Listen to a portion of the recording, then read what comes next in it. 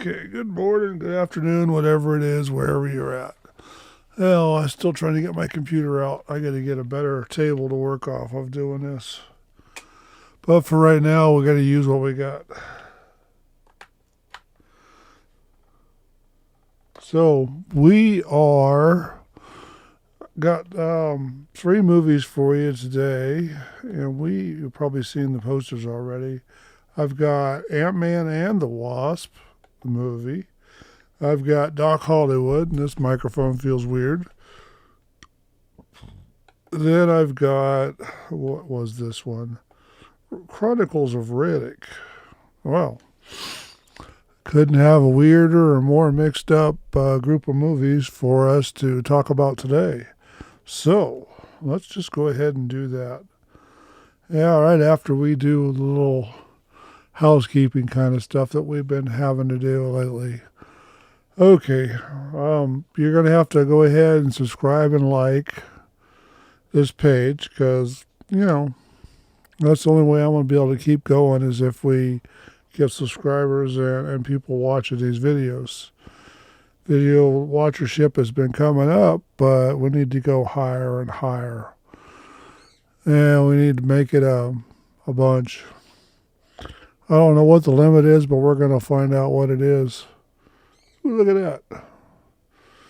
Yeah, well, neighbors' chihuahuas are out again. Anyway, so the website, georgelawfree.com, you need to go over there and visit too and put your email address in so that you can know when the blogs are coming out. It'll email you once a week, and then if I've got a newsletter, it'll email you about that too, because there are upcoming changes that are going on over there. Noisy. I hear a lot of noise outside. I hope it's not coming through the sound recording devices or device, whichever way you want to look at it. So anyway, let's go and talk about the first movie. Ant-Man and the Wasp. Okay, it came out in 2018. It's a superhero Marvel comic movie. Scott Lang, or the Ant-Man. Hope is the Wasp. It was produced by Marvel Studio, distributed by Walt Disney Productions. And the precursor was the Ant-Man, which came out in 2015. We talked about that. 20th century film. Okay, so this starts off kind of funny with our new Ant-Man on parole, playing with his kid in the boxes. And he just got back from a mission with the Avengers. So he lost his suit, or apparently lost his suit when he started this miss. Then the old Ant-Man or Dad, whatever his name was, I can't remember, in this show, and the daughter were out claiming parts because they're going after Mom and got lost in the quantum realm, as they're calling it. So they're building a machine and a spaceship in a building that shrinks and goes smaller, and they got a Hot Wheel case full of cars that they shrink and make bigger. That'd be fun to actually have. Instead of having to put the big old car in the driveway, shrink it, put it in a Hot Wheels case, and take it inside. Then when you wanted a different car, you just grab a different one and pop it up, drive it. Well, it'd be a good way to hide the car from the police, too, or the repo agent.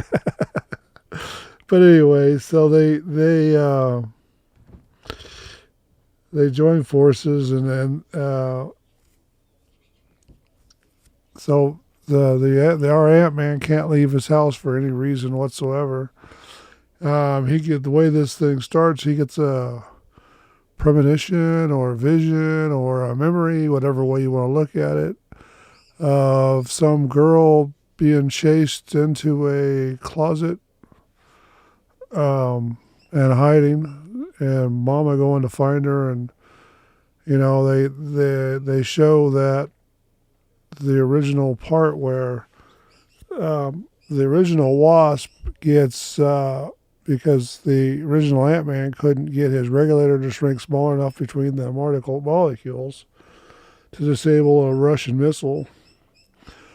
So she does it because her regulator's working just fine. She just couldn't get back. So for 20 years, or the comic books through the first movie, she was lost in the quantum realm, and so now they're, like I say, they're building the ship to go into the quantum realm to get her, and everybody wants it. Everybody wants the technology. Then they run into a person called the Ghost, which is somebody that can phase between, so they can go through solid materials, which is a lab accident that happened when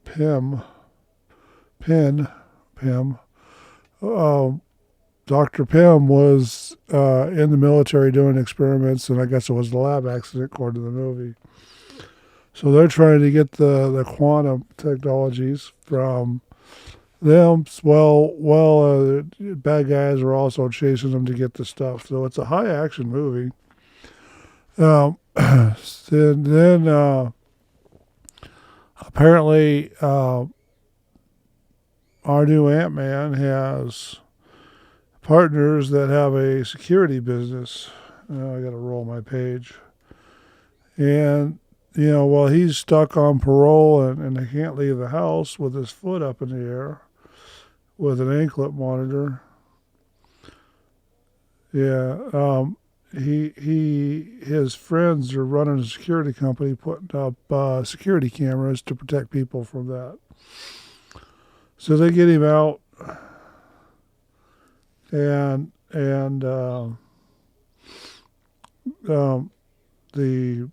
the daughter of Hank Pym gets our new Ant-Man out of the house arrest by shrinking him out of his bracelet and growing an ant to do what he would do during the day. Yeah, so that the anklet is moving around the house like it normally would. You could do that with a robot too, but, they use an ant because it's the way it is. Oh, and the other competitor for Hank Pym's research is called the Ghost. So they tried to make this an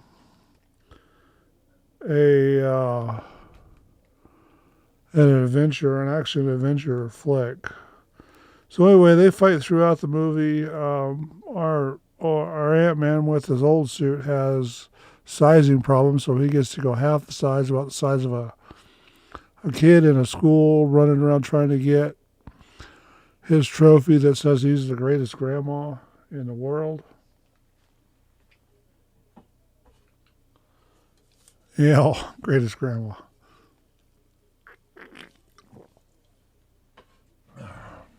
Dry throat. I had to clear that up. So to get the old suit so they could track down the lost high-rise they shrink, and I guess I'm getting ahead of myself again.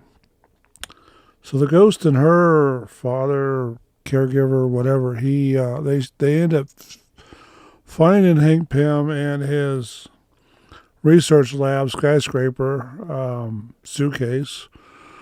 So he ends up shrinking it. They end up stealing it and taking it out in the middle of nowhere so they could suck off particles to stop the Ghost from phasing. And that's when the old Ant-Man had to go find his suit that he saved from being destroyed by the FBI when he was on his adventure with the Avengers. Apparently he got way too big, 60 feet tall. Size of people on Mars. Anyway, so he ends up getting the suit and a trophy that his daughter took to show and tell at school, and has regulator problems. So he's different sizes. and has trouble controlling where it stops. So somewhere in the movie, when they catch up and take the building back, they move it to a different location so it's harder to find. So the ghost and her caretaker can't do anything to take it. And then the FBI finds them because our old Ant-Man told his buddy where they were at so they could work on security arrangements, which is kind of funny, but, it's the way the movie's written out. It's almost following the line of the original comic book. So if you read the comic book, you pretty much know what's going on. But, for those who haven't, they end up stealing the bad guys even end up getting the bank, the other party chasing after it because they want the technologies involved. And it's money, they're trying to get the money by stealing something from somebody else. That's about normal for everybody around now.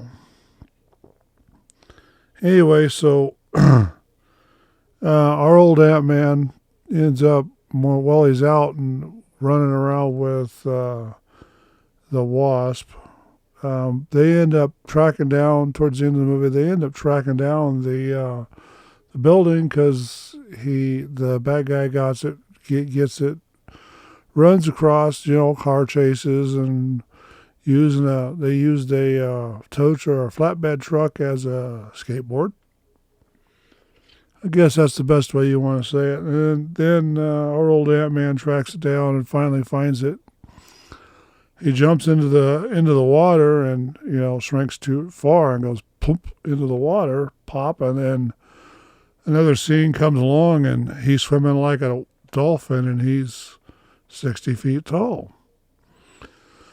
So he stands up next to the ship and gets the building back and then walks it back to shore, throws it onto the dock, and then passes out. And the ghost grows it right there where it's at because she ended up getting a remote somehow. So they get inside and start trying to take care of the quantum realm, and they've launched and trying to fix herself by evacuating, and then the Wasp and the Ant-Man get in there and stop her from doing that, and then Dad comes back somewhere in the middle of all this, in the midst of all this, and then they got to run away from the FBI and get the old Ant-Man back into his bracelet, a tracking bracelet or anklet. And then so he ends up getting freed after that, and then everybody lives happily ever after. So this movie runs an hour and 13 minutes. We've already said it was a Walt Disney Productions movie, which they did a pretty good job on this one. They spent a budget of, we're going to say, somewhere between $130 million to $195 million. They're not quite sure. Box office was $622.7 million, which is pretty good for this movie because it had all the hype. But that's still not bad. I was kind of happy about that. So let me find out what the next movie is here on the list. We got the list. We got to check it twice. Okay, Doc Hollywood. Michael J. Fox was this one. This movie came out in 1991. Okay, so this movie starts off with Michael J. Fox as a doctor graduating college and getting ready to go on to a wonderful career as a plastic surgeon. So the first bit of the movie, he's talking about what he's doing. He's doing the doctor thing in L.A., or was it Florida? Anyway, New Jersey or something. Let me see. Washington, D.C. Sorry, Washington, D.C. He's going to go to Beverly Hills. So he's got to go through a whole lot of areas. Somewhere along the way, he gets caught in traffic as he's driving for his new job, and like all impatient motorists, he gets off the main road and doesn't want to wait, so he gets off the main road onto a side road and goes through this little town called Grady, South Carolina, and he gets caught. A lady is in the road with a cow, and he turns instead of just actually stopping because he's probably driving too fast. Because you know how the impatient people driving goes. They've been making comedies about that since. So it's funny, he crashed his little spider car, convertible two-seater, into the judge's fence, which he didn't know, the judge's fence. And after he crashes, he says, okay, I'm in one piece. He gets out and wants to call his insurance company to get the fence paid for, and the judge isn't having no part of that. So they end up arresting him, towing the car to the local shop, and he ends up getting sentenced to do time in the local clinic as part of repaying for the fence. So he starts off hard. They start off being mean to him, punching him in and out, not nice. He gets to sleep first night on a metal table, probably an operating table or an exam table type of thing.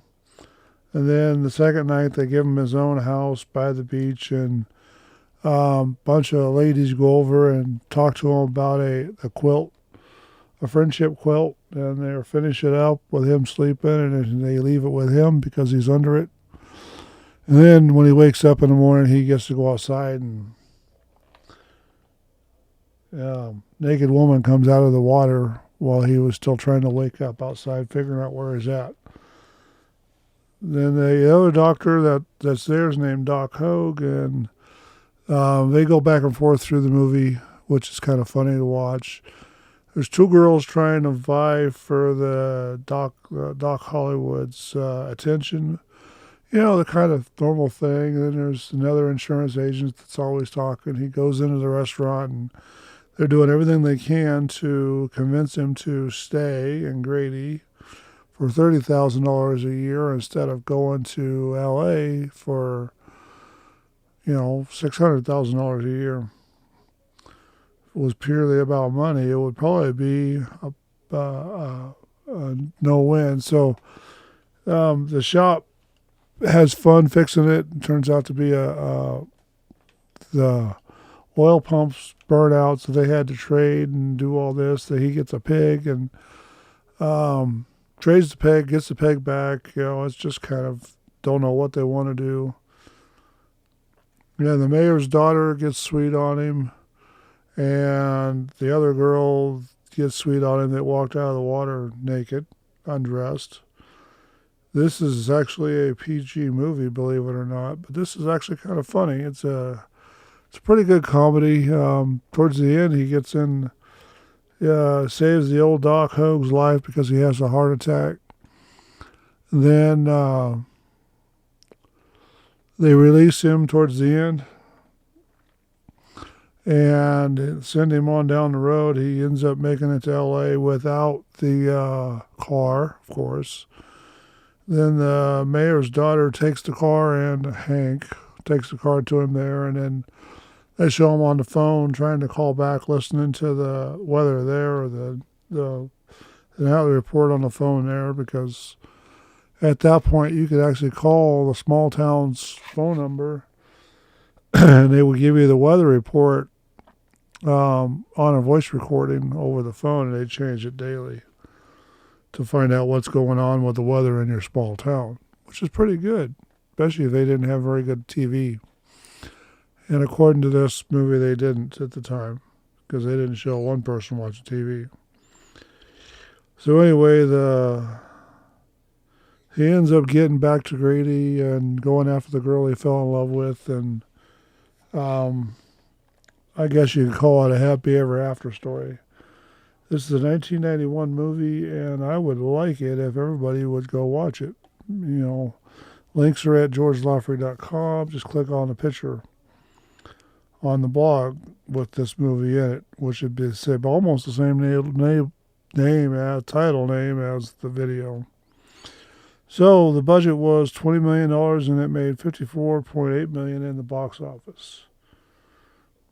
This was a fun movie to actually watch. And I keep watching it for some reason because I kind of like it.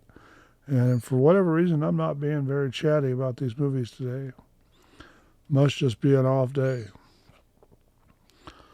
So that movie, I'm giving it all the stars that it can take.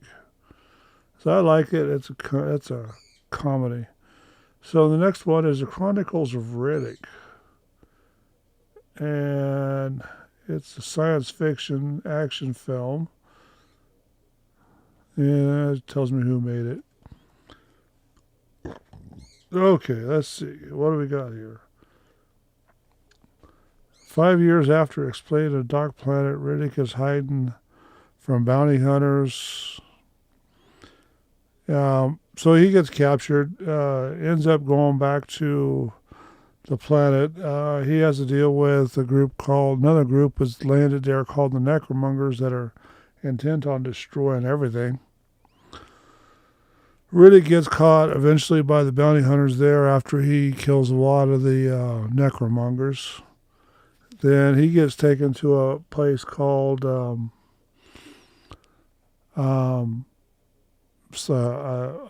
dark slam where you never see the light. And this is a fire planet he gets taken to. So they talk about how he's getting there and all that. They ride a railroad 28 meters down. And then, they negotiate a payment for Riddick. Then he ends up going down and causing problems while he's in the cage. And then and he meets somebody that from his past that he was supposed to be protecting from half a light year away or a light year away. He ends up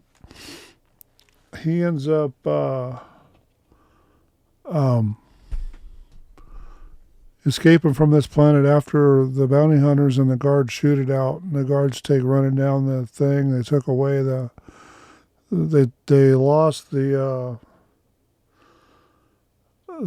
gun before the gunfight.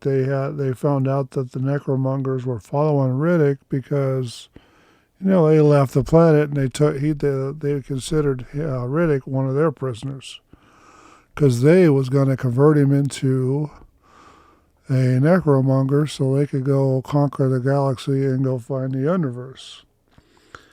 So anyway, this is a classic Joe versus Goliath type of movie where the little guy wins and where the little guy fights the big guys. So anyway, the Necromongers show up and try to capture Riddick just about time.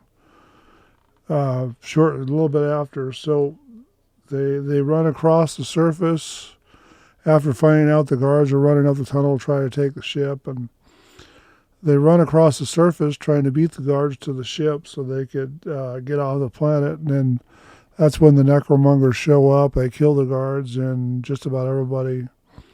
Then it turns out Riddick is some kind of special person from another colony that the Necromongers killed. They've got spirits, magical creatures, and all kinds of stuff going on in this thing. So anyway, he ends up getting back. He ends up chasing the girl that he was supposed to protect, he found in the slam, back to the planet where they originally brought him from. Damn. Maybe this will work better.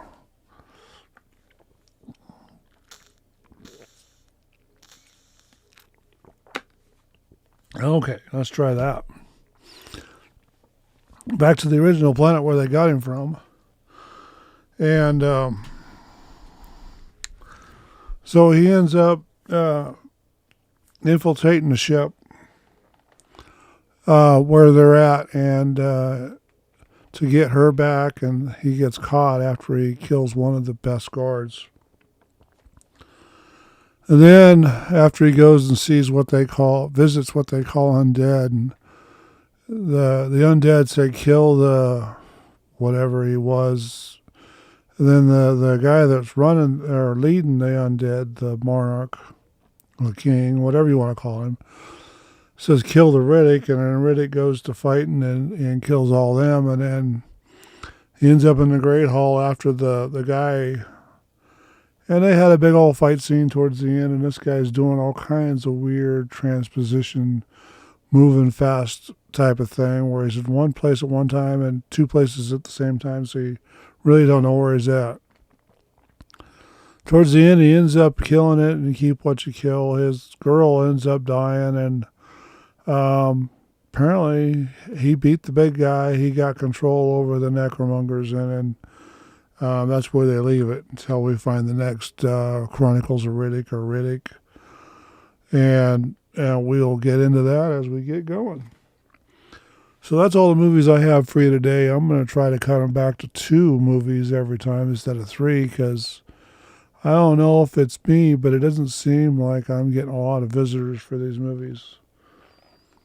I'd like to cut it back to 1, but I don't know if I can chat enough about one movie to make it a 20 or 30 minute video. So anyway, the GoFundMe page is still up. The links for the GoFundMe page are definitely on GeorgeLawfrey.com, and it's also in GeorgeLawfrey.com in the blog. And I am putting out a weekly email about that, updates, and then make sure you go over and take a look, at least put your name in the membership rolls for that. Yeah. Ooh, look at that. I run the thing out of batteries. So I have to stay plugged into power source so that I can keep talking, because I'm having problems with running the battery down on the voice recorder. So I've got several voice recorders going so that, I don't have to actually rely on the camera audio to save the video or that section of the video. So, yeah, the GoFundMe page is there so that I could try to get a house close to Mom, because, like I say, I'm miserable here. Every time I tell Mom I'm miserable here and what the problems are because of my niece being here, she tells me to leave. So I'm going to take her up on her offer to leave, even though it'll probably result in her losing her house. But, she shoots herself in the foot. What can I do? I'm doing everything I can right now. A lot of people are going to think that I'm being mean, but this is the way life works. You can't force somebody to take your help if they don't want it. And I'm not about to, whatever anybody says. So the GoFundMe page is there. So come July 4th of 2022, if it's, whether it works or not, I'm going to go buy me a house someplace where I can afford it and move there. It doesn't make a difference. I'd like to buy a house right here close to Mom, but if the GoFundMe page don't work, or nobody funds the page, nobody goes over there and puts $20 that's watching this video, then, I'm going to have to do what I got to do, and probably going to end up moving to a red state versus a gray state or a blue state, especially with all the COVID politics coming out of Washington D.C. I kind of want to get out of the big city and stay the hell away from all the idiots and the lunacy that's going on, because that's all it really is lunacy.